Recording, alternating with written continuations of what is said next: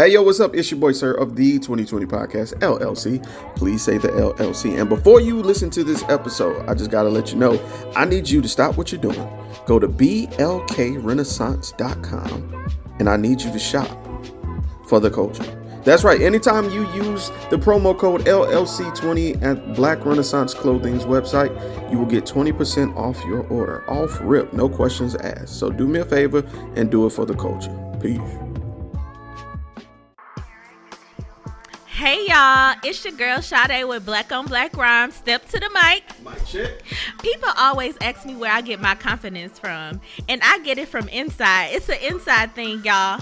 And when it comes to beautiful skin, I rock with Blendia by India, where her motto is, be confident in your skin. She has a variety of naturally made soaps to keep you smelling good, hair products for long, luscious, healthy hair, and even beard products for men. You know, we got to keep those struggle beards away. So visit BlendiaByIndia.com and use promo 2020skin to get 10% off your order. Thank you, Blendia by India, for being a sponsor of the 2020 Podcast, LLC. Please say the LLC. Hey, this is Butter So Fly of Powerlines Poetry, here to let you know anytime I feel good, I have to look good, so you have to listen to me. Make sure you go to gurudesigns.com, use a 3 instead of an E.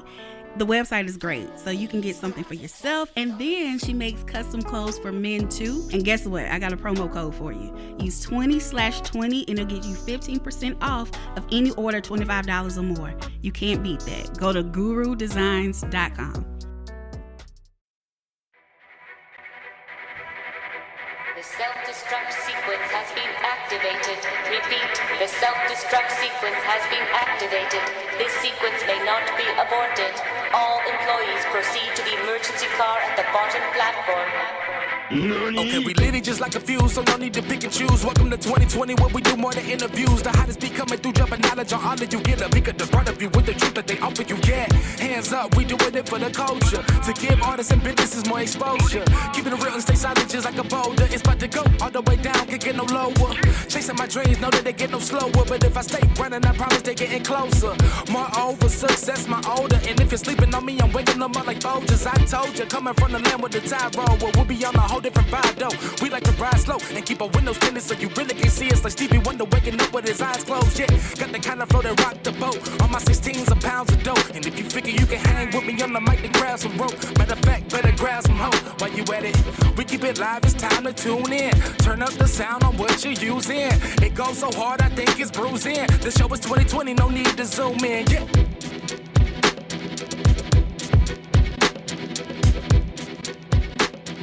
I can't wait to hear this shit. I can't wait to hear this shit, nigga. If I've never done anything for myself, this was for me. That being said, this is your boy, Sirr of the 2020 Podcast, LLC. Please say the LLC. Hey. I'm joined today with my sister, Ebony The Goddess. Whoa! Double DWS. Hey, You know what I'm okay. saying? Ain't no fucking it up in here. How you doing? I'm great, man. I'm in the spot. Hey, you in the studio. Not a lot of people yeah. get to come here no more, bro. That be it real. Okay. Well, I'm glad I got the opportunity. I feel like I got the golden ticket. Mm. Like Poet and Nature say. Bro, when he said the nappy-headed buckwheat with the, bruh, why did I was like, damn, when's the last time I seen Charlie in the Chocolate Factory? Okay. Go ahead to go watch this Bro, shit I'm again. like, fuck, when was the last time? I said, you know, the author wanted the main character to be black.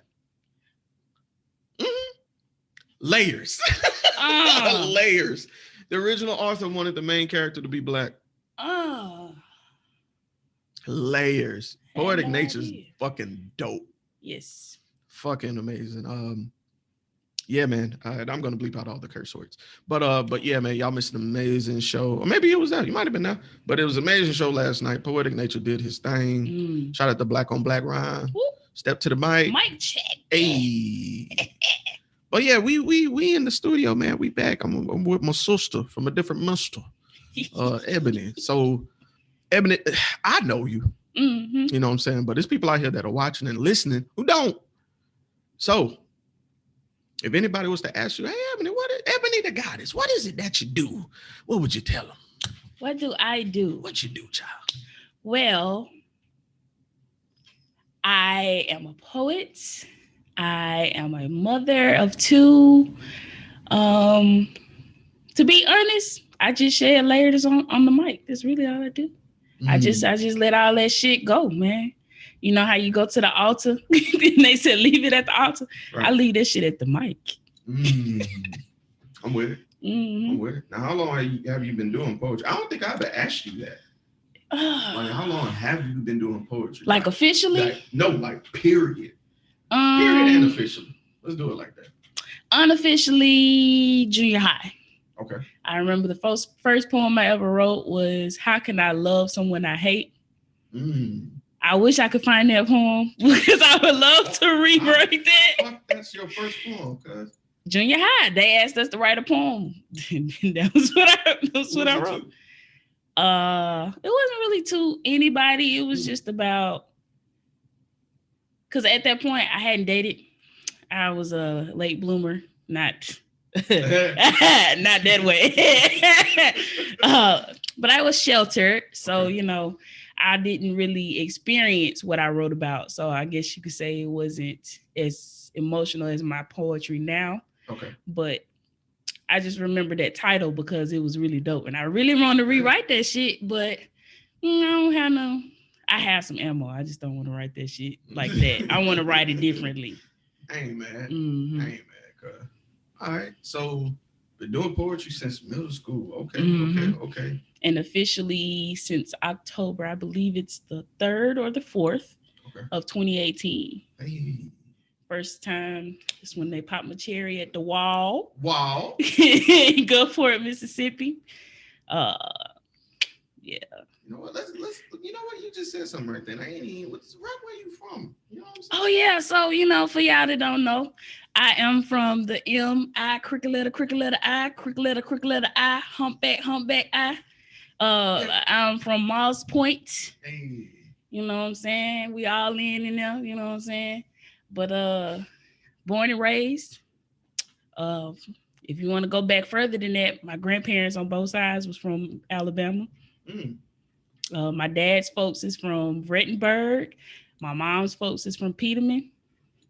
So I don't know if you want to call me a Miss Alabama. Your roots. Right. Your roots. I'm ingrained in the South, baby. You know, we've been having pork chops and chitlins since the beginning of time around here. That do sound good. Well, not the chitlins. I can't. I've never had a chitterling. I have them once a year. Once a year. How do you only for Thanksgiving? Okay, like how do you properly eat a chitterling? Like what? If you ain't got no hot sauce, you ain't doing nothing, baby. You just playing with that shit. You gotta have some hot sauce. So are they seasoned like my folks? We season them. Okay. Now cooking them, I ain't never cooked them because all that cleaning and shit. Bruh. Literally shit. nah, bruh. That ain't what it said. But I have a bowl. I don't eat a lot of them though. I think more so I eat them now just for traditional purposes. I can respect that. So eating them reminds me of when, it was the whole family with my grandparents and everybody. But now it's like, just a few of us get together, but we still have the same food. So it's all good. I'm with it. So, and then this is my last chitterling question, I promise. Like, do you eat it with something, like you have cornbread and greens. You put them together with your hand, you go for it. I can do that now. My grandma used to do that. Okay. I don't. I eat them by themselves. Okay. It's because I have them in a bowl. You get your plate. I eat the plate first. Right. Then I eat the chitlins because I don't want the taste of the chitlin with the rest of my food. I'm not a touchy, I'm cool with my food touching, but the chitlin taste with the rest of it, I like to have that last, drinking some water. I'm good. Okay. All right. That's just how I do. That's my process. All right. So, I think it's just the scent and the texture. But when they're cooked properly, they don't have that stench. Right. Okay. Because I think for me to eat a chitlin, it has to be snuck into my food, like some greens, like bam, chitlin. Like I don't want them in my greens though. It's different tastes. Okay. Different tastes. Okay. And I don't want them greens. I made some greens not long ago. Mm-hmm. Anyway, this brings me to my next question. Like, what inspired you to start writing though? You know, you mentioned in middle school, that was when you did your first. So what hit that switch on you? Like, you know what? Bars. On and off since then, I wrote other poems. I remember I used to keep them. I used to type them up and print them out. And I was making a folder, kind of like a diary. Cool. I stopped because I had that mom that liked to snoop in my room when I was gone. She found a poem that I wrote. And let's just say I have always been a big girl. I've always had the people, you know, always talk about me, about being fat and all this stuff. It's always the names. Y'all know. Y'all familiar with them. But my mom didn't know how I felt about a lot of stuff. So when she started learning how I felt about stuff, then she would come at me. It's like, you know, when you're a Christian, you feel like if people don't feel how you feel, then you have to teach them your way. You got to ridicule what they do to make them feel like you. And I felt ridicule. I felt like I wasn't allowed to feel how I felt. So I stopped writing. Stopped writing. It was probably high school when this happened. Stopped writing, and I picked it up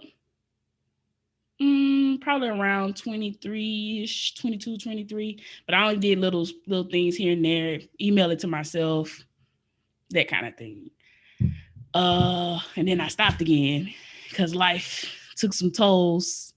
And it was like, I guess you could say things happened and I got ashamed of what I was going through. So I didn't need evidence. I think it was the same situation with my mom too, having evidence of what I was feeling or how I felt.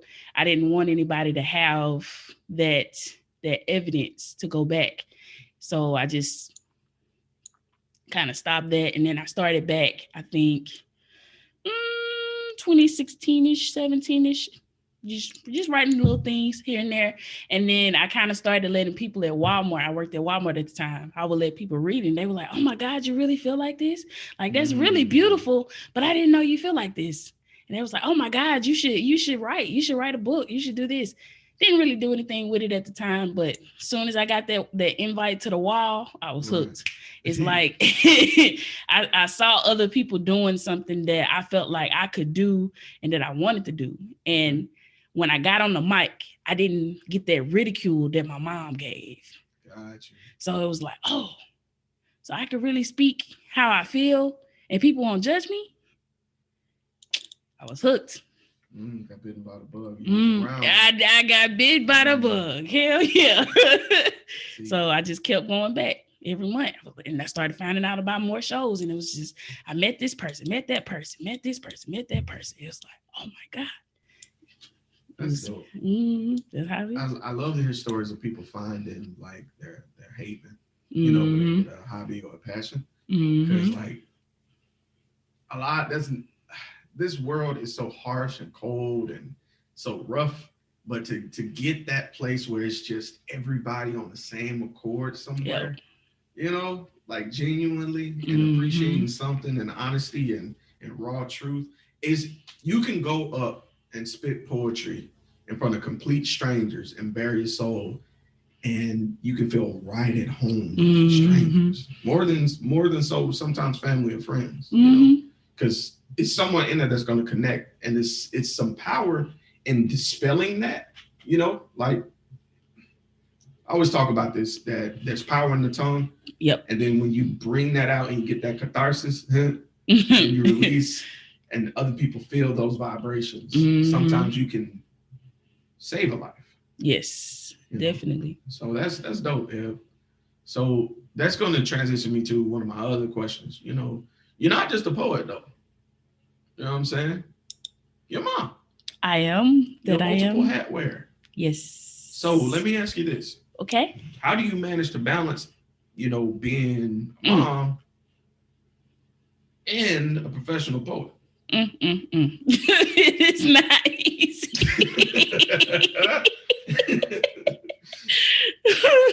It's not easy. The main thing is I do I do have this sort of, I don't want to say resentment, but I do have this feeling that sometimes I am taken away from my hat as being a mother to do other things. But I understand that there's a responsibility to myself first. You always have to make sure self is taken care of before you can take care of anybody. Right. And we as women teach girls that we have to care for everybody else. We have to do this. We're always in servitude for other people. Right. Well, poetry is what I do for me. And it allows me to not judge my kids. You know what I'm saying? The ridicule that I got as a child, I'm learning how to combat that and not do that to my children. So when they get of age and they find something they like, I'm not going to tell them, oh, well, there's no money in it. Because my mom even, you know, I don't think she does it in on purpose, but she don't feel like poetry is profitable. So if my kids want to go out and be a rapper, I want to support them. And I feel like by me supporting myself, it's going to teach me how to support them when they come up. So that responsibility to me is what I remember when I have those moments where I'm like, I should be at home with my kids. I should be doing this. No, you're where you're supposed to be. There are things in life that we can't control. And I feel like the overall picture is what I should be looking at and not just the small things. There are so many people that I come in contact with that tag me in shows, that invite me to shows, that invite me to do stuff for their events just because I was at that show. So had I not been at that show, I'm missing other opportunities. And at the same time, I'm missing money. So I'm actually putting extra money in my pocket just by going to these shows and doing something that I love. So at some point, this daytime job is going to be cut out and I have more time to spend with my kids. So until that happens, it is what it is. We rolling with what we got. Word to that. So yeah, I respect that. The grind never stops, you know, and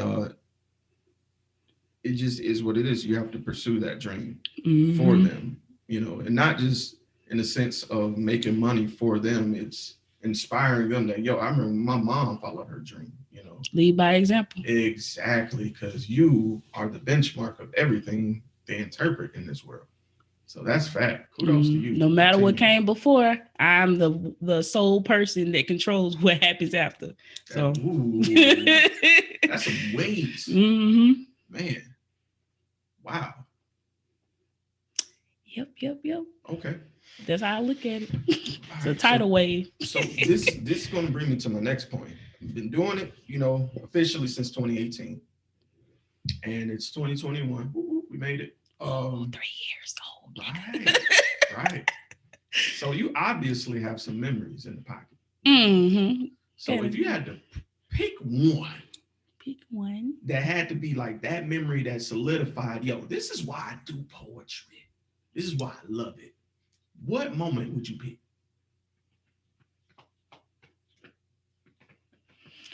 There are a lot. Can I give you two? You know what? I'm a gracious host. I'll give you 3. I'm gonna give you top 3. Yeah. Okay, then. Okay. So top 1. Okay. In light of everything that I said in the beginning, there was a moment after I recorded one of my tracks. I let my mom hear. Word. And I was so worried about what she was going to say because the poem is entitled Dear Mama. Okay. So it technically talks about, it's basically a letter to her talking about how I went through what she went through, kind of like that generational curse aspect. And I felt like I was going to be telling her business and she was going to ridicule me for that.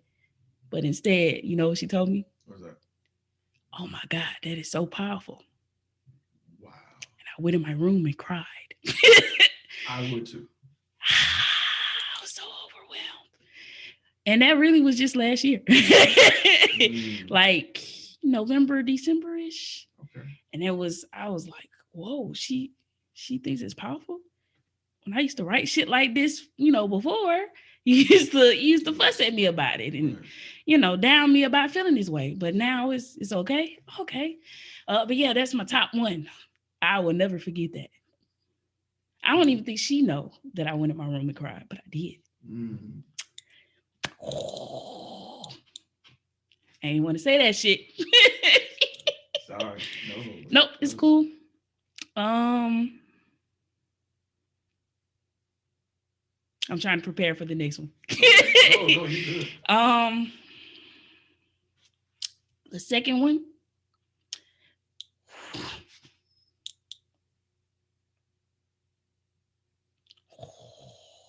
Got some tissue.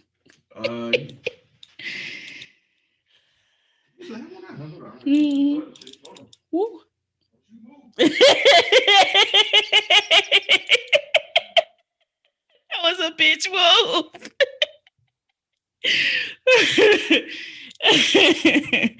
Woo. My bad. Thought I was good, bruh. You already know what I'm finna say too. Yep. When you paused, I knew what was up.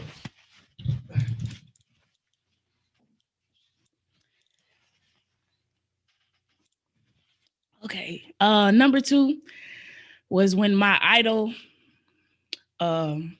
she actually passed on my birthday, and I was able to give her roses while she was still here at her last feature at the wall. And she gave me this hug. It was like she was feeding me her energy. I don't know how to explain it, but she wanted me to she wanted to work with me on my poetry and my stage presence. And she was telling me that she felt like I could really be good as a slam poet. That's really why I wanted to do the slam poetry. But that's number 2. I'm gonna just leave it there. But yeah, Lady Tess has definitely made a large impact on me. And people don't know this, but the reason why I allow myself to be called the goddess is because of Lady Tess. Mm-hmm. Because my kids turned me into a woman, but Lady Tess allowed me to see, or allowed me to start the path to becoming a goddess. Mm-hmm. So a goddess is not how I see myself today, but I feel myself growing into that person every day. And it all started with Tess. I see her as a goddess. So in my mind, it was like, when you see the God in somebody, it inspires you to dive deeper into yourself, to become, your version of what that person is, or what you view as a goddess or a god, whatever you want to say.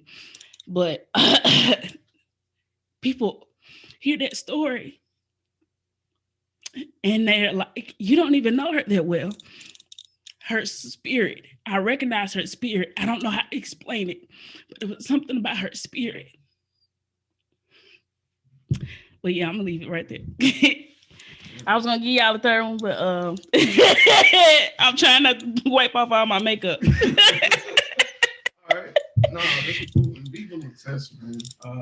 I still remember my first interaction with her. It was at a show I actually was with you at. She had did a piece, and she had brought this notebook. And I was like, wait, what in the fuck just happened? But oh my God. It was so lit. Like, it was in the middle, and it was like, wait a minute, I got it. And I was right. Like, what? Right. Like you just did a 5-minute poem. Right. Yeah, you're doing more? Right. Wait, what? And it was hitting. And I remember I had to go outside to get some air. And she came out there and she was just talking. And she was just talking to me like she knew me. Mm-hmm. And I was just like, did me the same way. Who is this woman? Like, who is this? And yeah, man, that was the first and last time I got to hear her spit. I'm so thankful that you got. Mm-hmm. Yep. Mm-hmm. She actually inspired the Dear Mama poem, me to dig into that truth, to even be able to write that poem. So I pay homage every chance I get to her. Right. I wasn't gonna give y'all a third one, but I can go ahead and give y'all this. It's like, I'm not gonna cry. Okay. The third one was the moment I met K. Marie. Oh yeah. At the first show. You were there, right? Mm-hmm. At the end of that show, all I remember was her coming up to me And it was something about her spirit too. It was like I recognized her spirit, and she just kept saying, push through, push through. At that was the first time I tried to do the Dear Mama poem from memory, and I fucked up.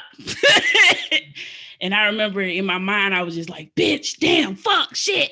And she was just, I could hear her, you know, in the background saying push through, but I didn't know what she was talking about. I was so confused.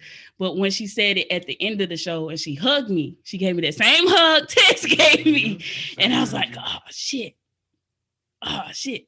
She kept saying, just push through, push through, push through. And I was like, oh, okay. I know what she's talking about now. Okay. Yes, ma'am. And yep, that's how I became a member of Black on Black Rhyme. I did private sessions with K. Marie. All the things that I technically wanted to do with Tess, I got to do with Kay. So, and the fact that they were close, I got her, you know, the best person, you know what I'm saying, to help me. So, yeah, those would be my top 3. And shout out to Black on Black Rhyme. Step to the mic. Mic check, bitch. Yo. That's gorgeous, Ebony. I love that. And all of those instances are so powerful, heavy, and impacting. I love it. I love it. Yep. I ain't crying at nobody else interview, so don't call me if you're trying to get this raw truth. This is only for the 2020 podcast. Okay. LLC, nigga. Oh, God. You was silly. I'm serious, man. So, I'm laying it all out. All right. So, you know, we about transparency. Mm-hmm. So I'm about to flip that last question. Oh, shit. Every high has a low. Wouldn't be realistic if we ain't talk about both of them. So at any point, did you feel you wouldn't be successful in this? So, well, what changed your mind, cuz? There have been a lot of times. There's a lot of behind the scenes shit that people don't know. I was unemployed twice during this 2-year period. I've changed jobs 1, 2, 3, 4, 5 times in 2 years. There were times where I was going to a show not knowing how I was going to pay my rent. There have been times where my kids needed stuff and I'm having to choose whether to put this last $20 in my tank or buy this for my kids. And somebody sent me money from a show. Y'all just don't know. When I say purpose, my faith has grown so much because of poetry. So, yeah, there have been a lot of times. There have been times where I've been in myself, if people know what I mean by that, been inside my emotions, inside that self-doubt, where somebody just messaged me, even you. There have been times where you just randomly send me, hey, cuz, I just want to let you know I love you, man. You know what I'm saying? You just don't know, man. You don't know how important you are to somebody else in their struggle. And although I do the poetry, I have a problem with speaking out and telling people when I'm actually going through the problem, actually articulating it in the moment. I can go back and write about it and self-reflect, but having to do it in the moment, it's just hard. So I struggle with a lot of that even now. People look at me as this person that's got it all together and all put together and things, but I'm still human. I'm just like everybody else. I have the same struggles that everybody has. I'm confident on stage, but it takes a lot of tears to get that poetry out too. I cry through all of my poems. Yeah. All of that shit has elements of my life in that shit. That's why people do gravitate toward it. They're like, oh my God, I feel like that. I didn't know you feel like that. Is that real? Did that really happen? Yes, nigga, that really happened. So yeah, I've definitely had my moments, but I appreciate it because I look back on that stuff, and that's really how, like I said, did I get the authenticity in my poetry. I put myself in them poems. So Even if I die tomorrow, I'm still gonna be here. My shit gonna live on. Legacy. 1000%. I dig that, Ebony. I dig that. That's a big reason why this platform was created. Because build on top of me. You know, like leave your imprint through us. That's what we're here for. A lot of times we are only seen as a moment, you know, and those are fleeting, they come and go. But to have your imprint physically, digitally, whatever it may be, whether it be emotionally, like Tess did for you, that transfer of energy, because like you said, energy cannot be destroyed, only transferred. That shit is powerful as fuck. Fact. You meet somebody that can feed into you like that. Wouldn't trade it for anything in the world, okay? Anything. All right. So that leads me to my infamous question, Ebony. Uh-oh. Now, don't worry, it ain't bad. It forces people to think future. Where would you like to see yourself as a person, as a mom, as a poet, in the next 1 year, 3 years, and then 10 years? 1 year. I think about this question all the time. In 1 year, I want to be, I guess my goal is more so financial stability with the balance of the two. Okay. So I don't want to have to decide whether to take this trip to go to this show or buy my kids shoes this week. I want to be able to do both. Okay. And still be comfortable. So 1 year is definitely focusing more so on the financial stability and still being able to create and appear where I want to appear. 3, I'm really working on trying to be more mobile because I don't want to just be a local artist. I'm building to, you know what I'm saying? I'm trying to go into other states. I'm trying to, at one point I want to go into other countries. I know that's a little later, but hey, if the opportunity come knocking, I ain't finna just say no, you know what I'm saying? Then if you gonna pay for me to get there, hey, I can come where you need me to be. Right. hey, work. I'm gonna need about 2 weeks off. Y'all good? Okay, cool. Ain't gonna handle job. Oh, that's okay. Chasing my dream, girl. Can't stop it at all. I'm also working toward trying to get into real estate to help with the financial stability in 10 years. So all this money they're giving away, I'm trying to save as much as I can so I can be ready when the time comes, because I feel like it's one thing to want something, but it's another thing to prepare for what you want. Speak on it. Just because you don't see it happening doesn't mean it's not going to happen. Nobody saw us getting all this money in 2020 and 2021. But guess what? It happened. So the 1 trillion that he was talking about that we were spending before, imagine how much we're spending now. So your girl trying to do a thing. That's all I'm saying. Have some passive income that can make me more than what my regular income is making. Ain't nothing wrong with that. So, yep. I got a lot of stuff planned, but patience is a virtue. Right. What about the 10 years though? You ain't gonna forget the 10 years is the real estate. Okay. I'm sorry. Okay. Because I was saying 5 years, but for me, 5 years is not long. It's not. It goes by fast. I'm going to be 32 this year. I'll be 34. Thank you.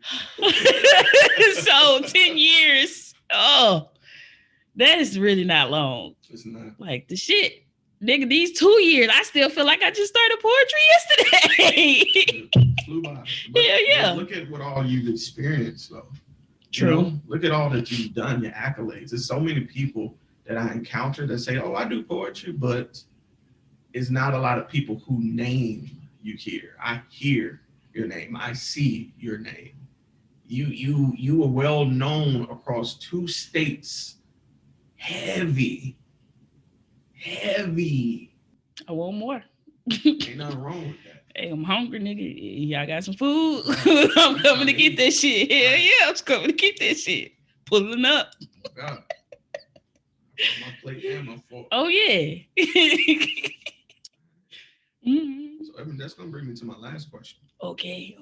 This is my favorite one because I dedicate it to everybody watching and listening. Because in this world we absorb a lot of negativity. A lot of times we have a dream, but we get scared because what other niggas talking about, what other people say, what other people may think, what may not go exactly like I want it to. To that person that has a dream, but they're afraid to act on it, what words of encouragement would you give to that person? It's so funny that you asked this question because I find myself saying this very thing over and over again lately. And it's something that I'm actually learning myself. I'm in the process of accepting and taking in. But don't allow the imperfections. Don't allow the imperfections to keep you from creating or completing the task. I'm learning, even with my album, there are things that I may hear as imperfections that somebody else may hear. Oh my God, I loved it. That was my favorite part. That is true. The things that I don't plan, they're not necessarily imperfections. Okay. They're just authenticity. It's in the moment. Sometimes we need that. Sometimes we have to create things that allow people to realize that we're all human. Because if we create perfection, then people are going to hold us to that standard. That's true. That's a hell of a unrealistic standard. Yes, it is. And then you have to keep it. You got to keep it up. Once you make perfection once, you got to keep going. Nigga, now you got to. It takes more out of you when you do that. I'm not saying it's a bad thing to create perfection, but flaws are what keep us, or what differentiate us from other people. The things that you may not like about yourself, somebody else loves that about you. So why change you to try to be like the next person? Yeah, no, that it's getting more and more with me, because there are things I realize now that I view myself differently than everybody else does. So I do I haven't lately. Well, I do come down hard on myself about things that other people love about myself.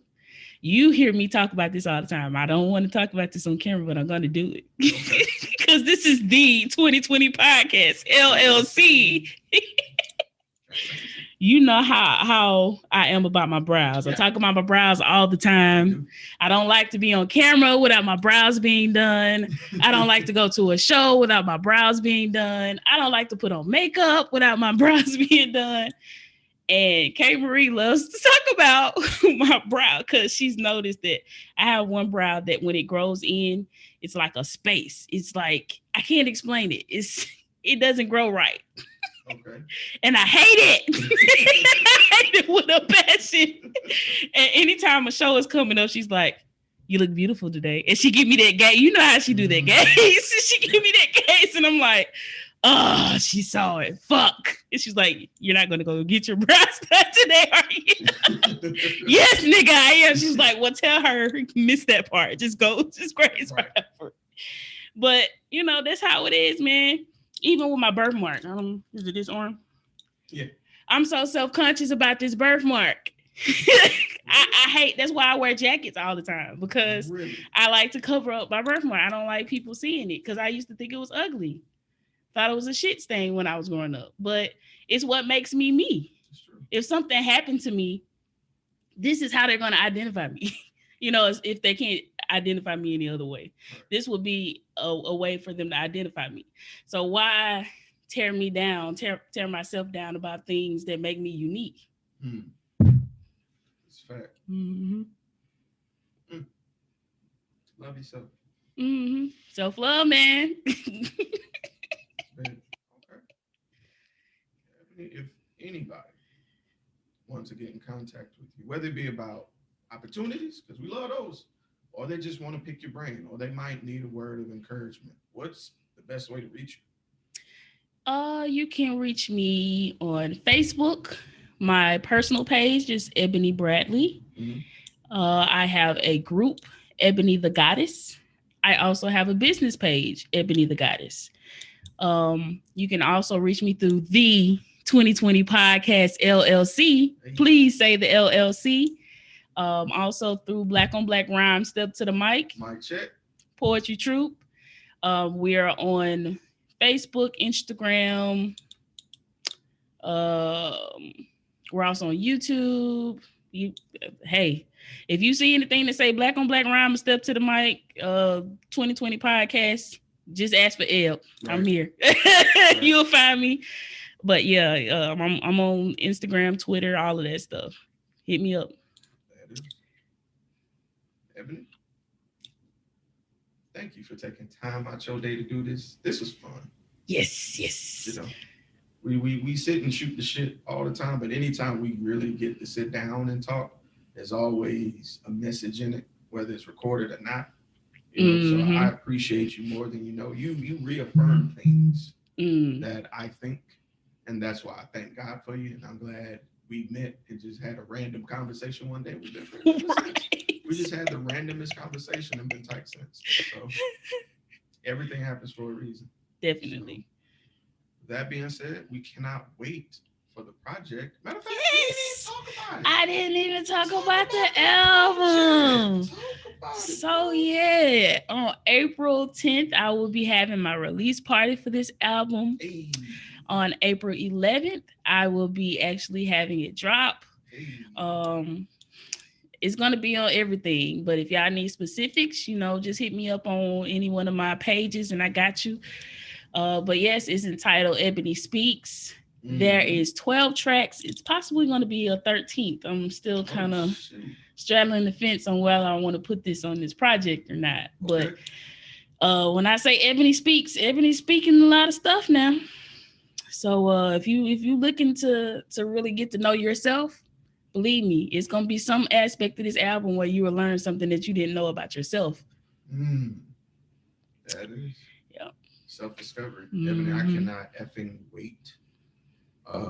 You've been working hard at this. You've been speaking it into existence. You've been working at it. And I cannot wait to hear the final product. I know it's going to slap. I know it's going to slap. You've let me hear you record a few things here and there. So the capacity of this, I'm just like, for to be top 2021 album probably. Bruh. All I gotta say is I thank God for all the people that have been put in my path because I couldn't do this alone. I know this. I could not do this alone. With all the self-doubt that I have on and off. Give them some shout outs. Yes. Shout out to Perry Turner, aka PJ, aka Holiday, and Halo City, wing, wing, wing. He recorded the album for me. K Marie did all of the artwork and the photo shoot and everything. My creative director was Sade of Doohickey Craftique. Shout out to Zadora. She was definitely my moral and emotional support through a lot of the journey. Also, K Marie and Salam both hacked the shit out of my poems.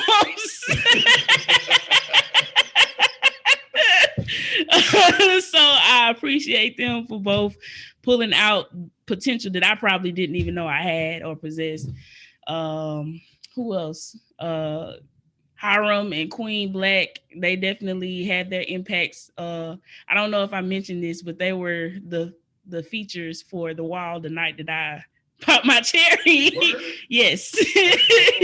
So yeah, when I say purpose. That's wild. That's wild. Purpose, bruh. That's wild. But yeah, and of course, I got to make sure I give my shout out to the 2020 Podcast LLC, man. I I joined 2020 podcast before I joined Step to the Mic. So I definitely got to make sure I point that out, man. Yeah, I'm behind the scenes, but you can always check me out on Squad Goals too. Make sure y'all check that out because you know what I'm saying. be talking that shit. Your girl be doing some stuff. Gotta be putting some of my business out there. The world don't know us. They gonna know too much. They gonna know me better than I know myself.